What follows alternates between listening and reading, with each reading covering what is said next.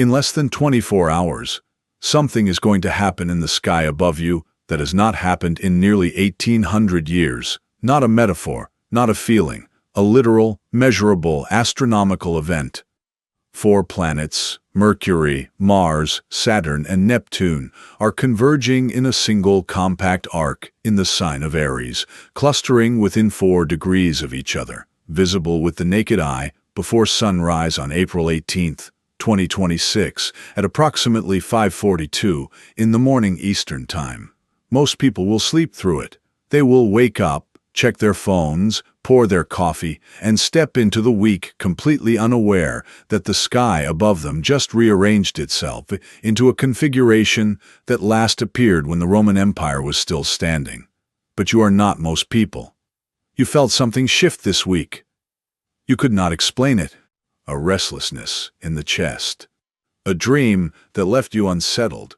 An urgency with no name. That was not anxiety. That was a signal. And this video is the translation. Before this window closes, you will understand 3 things. First, what this event actually is, how rare it truly is, and why the mathematics of the sky right now have not been seen by any living human being or any human being from the last 17 centuries. Second, which 4 zodiac signs are standing directly in the crosshairs of this stellium, what it is specifically demanding from each of them, and why for those signs this is not a disruption but a demolition, followed by a rebuilding. Third, the specific practice, the exact pre-dawn ritual that turns this moment from a passive cosmic event into an active, personal turning point. You will leave this video with a clear, the actionable sequence that anchors this energy into your physical life before the window closes. Stay with this to the end. The last section is where the transformation actually lives. Let us begin with the sky itself, because before you can understand what this means, you have to understand what is actually happening up there. Look east before sunrise on April 18th. Low on the horizon, clustered together in a band of sky so compact you could cover it with your outstretched hand, you will find 4 planets. Mercury sits at approximately 8 to 9 degrees Aries. Mars sits at approximately 7 to 8 degrees Aries. Saturn occupies 7 degrees Aries. Neptune rests at approximately 2 degrees Aries. 4 worlds, 4 completely different archetypes, 4 completely different energetic frequencies. All compressed into a 4-degree arc, all in the same sign. All rising together before the sun. The word for this kind of configuration is a stellium. And stelliums are rare in any sign. But a stellium of this density, and in Aries at these specific degrees, is not just rare.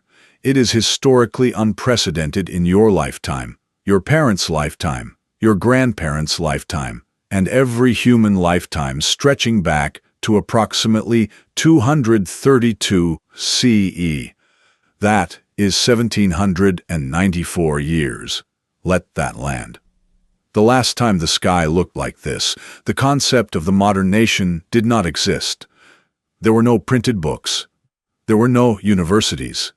There were no clocks, no universities, there were no clocks. There is no living tradition, no oral history, no inherited wisdom that remembers what it felt like to stand under this sky. You are navigating this without a map, which is exactly what Aries demands, and it does not stop at the 4 planets. Because this stellium is not arriving in a vacuum. It is arriving on the back of a new moon in Aries that occurred on April the 17th, 2026, at 7:52 in the morning Eastern Time, at 27 degrees and 29 minutes of Aries. The new moon is the cosmic blank page. It is the moment the lunar cycle resets to 0. And this particular new moon is unusually clean. It carries no major hard aspects to other planets. No squares pulling it off course. No oppositions fighting against it. It arrives as a pure signal, a pure green light, a pure instruction that says, begin. And then, within hours of that instruction, 4 planets cluster together in the same sign and say, begin now, begin here, begin with everything you have. Mars conjuncts Saturn exactly on April 19th at 7 degrees and 51 minutes ARIES. Mercury conjuncts Mars exactly on April 20th at 8 degrees and 36 minutes ARIES. The Sun itself still burns through late Aries before crossing into Taurus on April 19th at 8:39 in the evening Central Time. Everything is stacked. Everything is pointed in the same direction.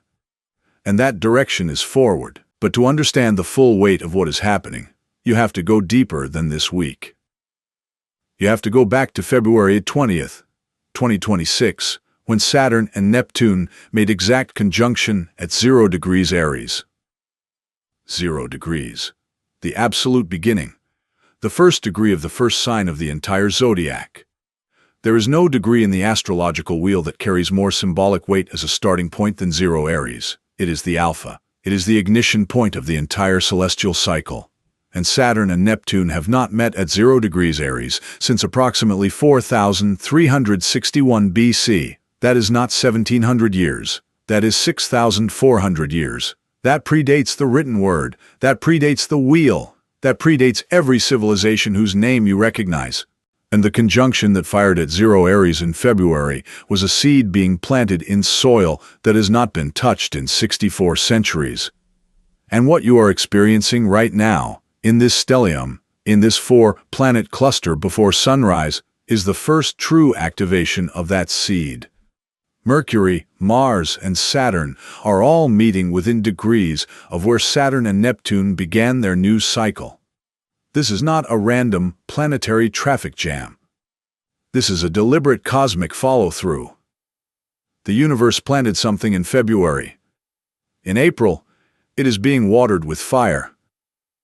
Now let us talk about what your body already knows. Because the sky does not communicate only through symbols and degrees. It communicates through your nervous system. It communicates through your sleep. It communicates through the tension in your jaw when you wake up at 3 a.m. with no reason. If you have been experiencing disrupted sleep this week, if your dreams have been unusually vivid, cinematic, strange, or emotionally heavy, especially in the pre-dawn hours between 3 and 6 a.m., that is Neptune's fingerprint. Neptune rules the unconscious. Neptune rules the dissolving of boundaries between the waking mind and the dreaming mind. And Neptune in Aries does not let you drift peacefully. It floods your dreams with urgency. It pushes visions up from the deep and says, look at this. Pay attention to this. This is important. If you have been waking before your alarm, heart already beating slightly faster than normal, a low-grade alertness humming in your chest before you have had a single thought, that is Mars. Mars does not wait for you to be ready. Mars activates the adrenal system first and asks questions later. And, with Mars sitting in its home sign of Aries, conjuncting Saturn, that activation has been running higher than usual for days. If you have had tension headaches, concentrated at the temples or the forehead, if you have been clenching your jaw without realizing it, if your shoulders have been carrying a weight that you cannot trace to any specific event, Aries rules the head, the forehead, the temples, the skull itself. When Aries is overloaded with planetary energy, the body expresses it exactly there. Right at the top, right at the front, right where your face meets the world. None of this is your imagination, none of this is stress, all of it is data. Your body has been receiving the transmission, as this video is helping you decode it. And then there is that feeling. The one that is hardest to explain, the one that sits in the sternum and hums with a frequency that is equal parts anticipation and unease, a restlessness, an impulse to act without knowing what to do, an urgency with no clear target. You feel like something has to change, but you cannot name what. Feel like you are standing at a door, but you cannot see what is on the other side. That is the Mars-Saturn conjunction speaking directly to your instincts. Mars wants to move.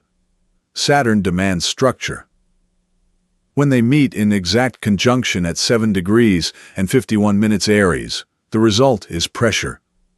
Pure, focused, almost unbearable pressure. The kind of pressure that either cracks you open or forges you into something stronger. The difference between those two outcomes is not luck. It is preparation. And that is exactly why you are here. Now let us enter the heart of this event. Let us go sign by sign into the 4 zodiac placements that are not just feeling this stellium, they are being fundamentally restructured by it. If your sun, moon, or rising falls in any of these 4 signs, the next 72 hours are not background noise in your life. They are a chapter heading. They are the moment the story turns. Aries, you are standing inside the fire. Every planet in this stellium is moving through your first house, the house of self, the house of identity, the house of the face you show the world, and the face you show only yourself, in the dark. This is not a transit knocking on your door. This is a transit that has moved in, rearranged your furniture, torn out walls, and is now rebuilding the entire structure from the foundation up. And the Saturn-Neptune conjunction that began at 0 Aries in February already began dissolving the identity structures that were no longer true for you. The ones you built for other people. The ones you built out of fear. The ones that used to fit but now sit on you like clothes from a decade ago, technically yours, technically familiar, but belonging to a version of you that no longer exists. Saturn in your first house is asking you a question that has no comfortable answer. Who are you when no one is watching? And does the person you are in public match that person at all? For many Aries placements, the honest answer right now is no. And that dissonance has been the source of the pressure you have been feeling, not in the abstract, but in the body, in the jaw, in the shoulders, in the 3 a.m. wake-up. Mars in your first house is your own planet, your ruling planet, returning home and finding you in the middle of a renovation. It is not arriving gently. Mars never arrives gently. It is arriving with momentum, with urgency, with a very specific instruction. Stop waiting for the renovation to finish before you start living. Start living in the middle of the rubble. Start living before the walls are back up. Start living before you have figured out who you are on the other side of this. Mercury is clarifying the vision. Mercury at 8 to 9 degrees. Aries is sharpening your mind around a specific truth that you have been circling for weeks. Something you have almost said out loud, but stopped yourself. Something you have almost decided but pulled back from. Mercury-Mars, conjunction on April 20th, is the moment that thought stops being a thought and becomes a declaration. Be ready. Know what you want to say before the conjunction fires. Because once it fires, what comes out of your mouth will carry the weight of the entire stellium behind it. For Aries, this window is not disruption. It is activation. It is the moment you stop being a person something is happening to, and become a person who is making something happen. Cancer. You are feeling this from across the sky, and the angle is not comfortable. The entire stellium in Aries lands in your 10th house, the house of career, public reputation, authority, and the structures that define your place in the world. The 10th house is where your professional legacy lives. It is where your ambitions live. And it is where, for many Cancer placements, the deepest, unspoken conflict lives. The conflict between what you were told success was supposed to look like and what you actually want your life to feel like. Saturn conjuncting Mars in your 10th house is a confrontation with authority. It may be literal, a moment with a boss, a client, a professional structure that is no longer workable. Or it may be internal, a confrontation with your own internalized definitions of achievement and the ones you absorbed from family, from culture, from people whose approval you sought long before you understood what you were really seeking. Cancer is ruled by the moon, and the moon governs home, emotional safety, the private interior life. The 10th house governs the opposite, public exposure, professional identity, the world's assessment of your worth. The stellium in Aries is pulling you away from the lunar interior and demanding that you show up publicly with the same fullness and honesty that you carry privately. That is not a small ask for Cancer. That is one of the most uncomfortable demands the sky can make of your archetype. But it is also one of the most growth-producing. The pressure you feel right now between the life you are performing professionally and the life you actually want to be living is reaching a threshold. Something has to give, and the stellium is providing the pressure required for that threshold to finally be crossed. Do not mistake the discomfort for danger. Discomfort is the sensation of the old structure cracking. What is being built beneath it is far more honest. Libra. The stellium in Aries lands in your 7th house. The house of partnership. The house of contracts. The house of the mirrored self. The version of you that only becomes visible through how you relate to another person.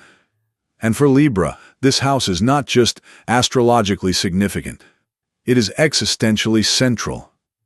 Libra's entire architecture is built around the concept of the other. Balance. Reciprocity. The refined negotiation between self and not self. And right now, Mars and Saturn are sitting in that house with a very blunt question: where in your most important relationships have you been suppressing your own truth in order to maintain a surface peace? Where have you been accommodating when you should have been honest?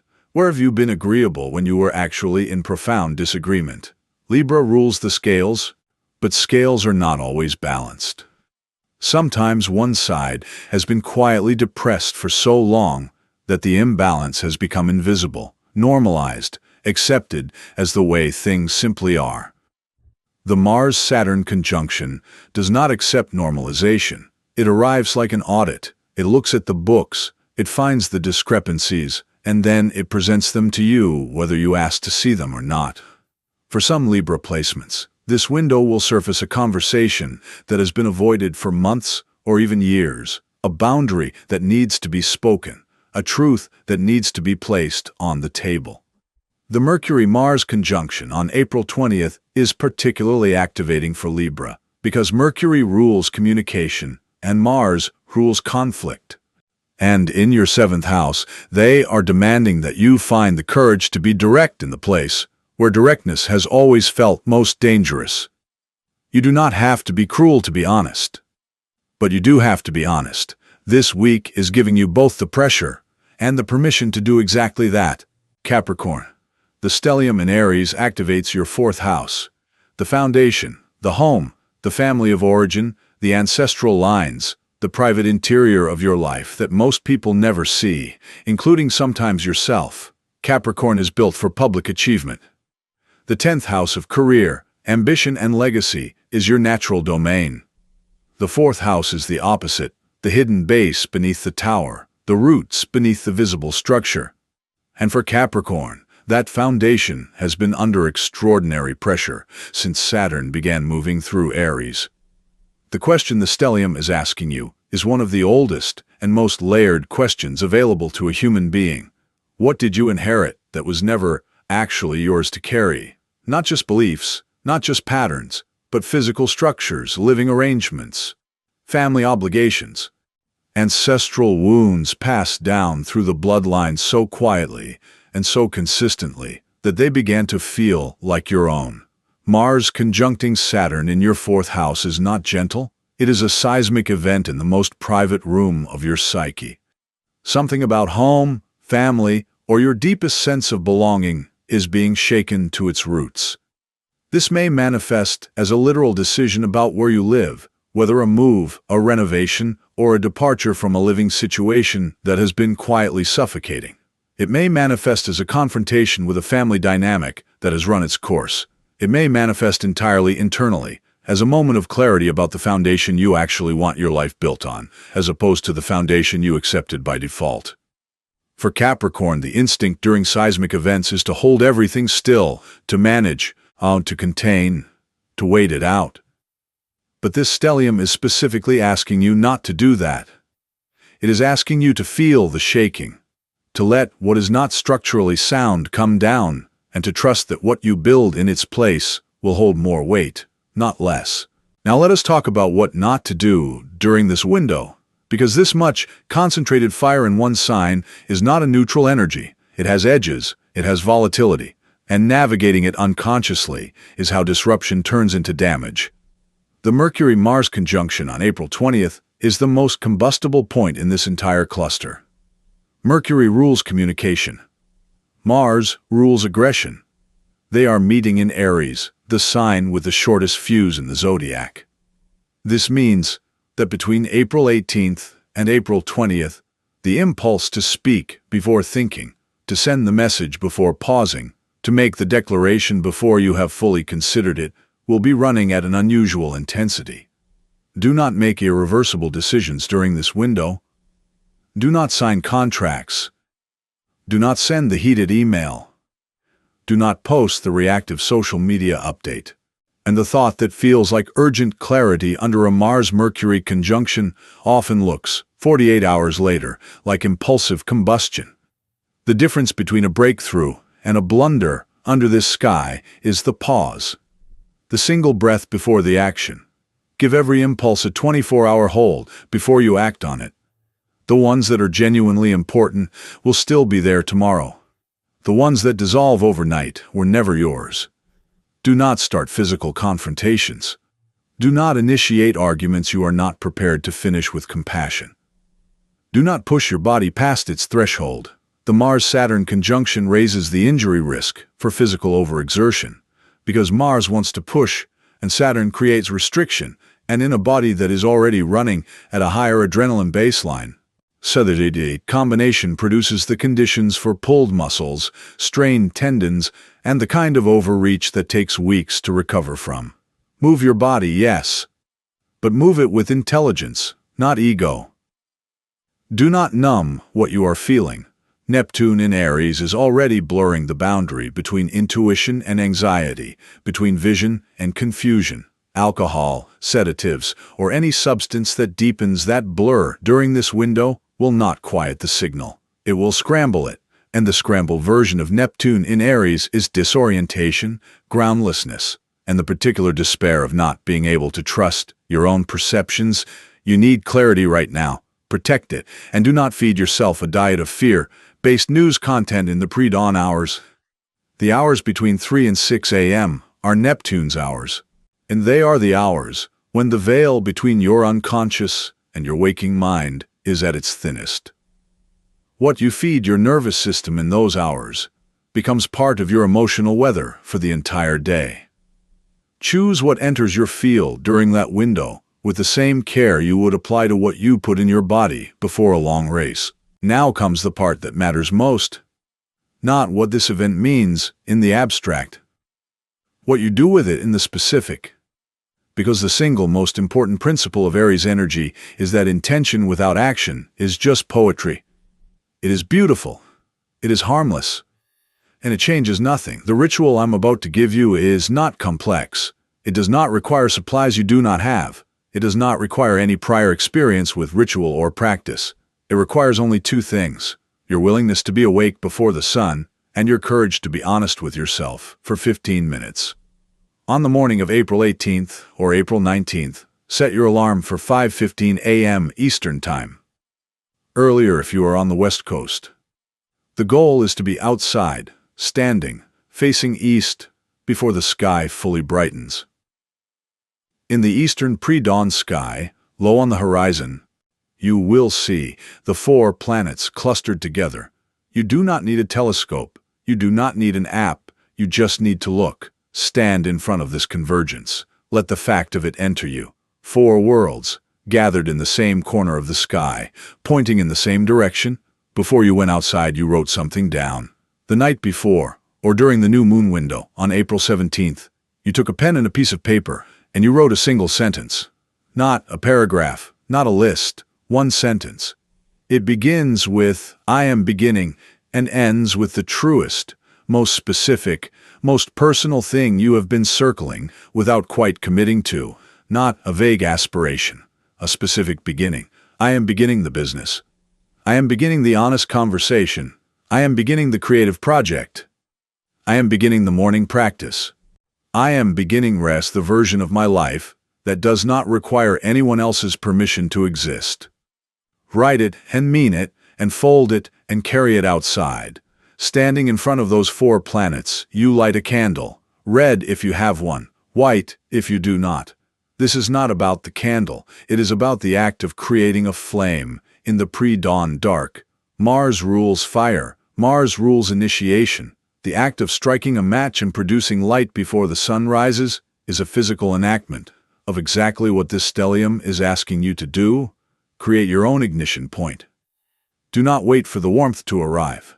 Generate it. Then you speak your sentence aloud, not in your head, out loud, with your voice in the open air, in the direction of those 4 planets. You say it once with full commitment, and then you stand in the silence for 60 seconds and let the sky receive it. Then you begin your day differently than you have been beginning it. You begin it with one new physical act: a walk, a cold shower. 10 minutes of movement that your body has not been doing. You are anchoring the stellium energy into your physical reality, because Aries is a physical sign. Aries does not live in the mind. Aries lives in the body, in the muscles, in the forward momentum of a person who has decided to move. That decision, made in the body before the sun rises on April 18th, is the most powerful thing you can do inside this window. It is small, it is completely doable, and it will compound. The ritual is not the end. It is the first domino. Every morning after, you return to the same physical act, and you add one sentence to your journal. I gave myself permission today to continue. That is all. That is the whole practice. You are not chasing the stars.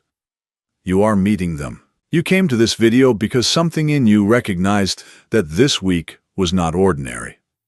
That the restlessness, the disrupted sleep, the feeling of standing at a threshold you cannot quite see past, was pointing at something real. You were right. It was. What is happening in the sky above you right now is not a background event. It is a foreground event. It is, by the mathematics of astronomical history, one of the rarest configurations of planetary energy any living human being will ever experience. The last humans who stood under a sky that looked like this lived in a world so different from yours that the comparison strains language. They did not have your resources, your access, your ability to receive this information and act on it consciously. You do. That is not an accident. That is not coincidence. Something in you navigated here before sunrise on the right morning. That instinct is the same instinct that this stellium is amplifying. The courage to begin. The willingness to take the first step before you know where the path leads. Saturn demands that you commit. Neptune dissolves the fear of what you might lose if you do. Mars provides the fire to move, and Mercury gives the vision a name. All 4 are gathered in the first sign, at the first degrees, before the first light. The entire sky is oriented in one direction. The question is whether you are. If this found you, it found you for a reason. Share it with someone in your life who has been standing at their own threshold. Leave a comment below with the one sentence you wrote on your paper. The community reading those sentences will become a field of its own. And if you want to go deeper into the astrological landscape of the next 30 days, the next video is already waiting for you. The window is open. Walk through it before the sun rises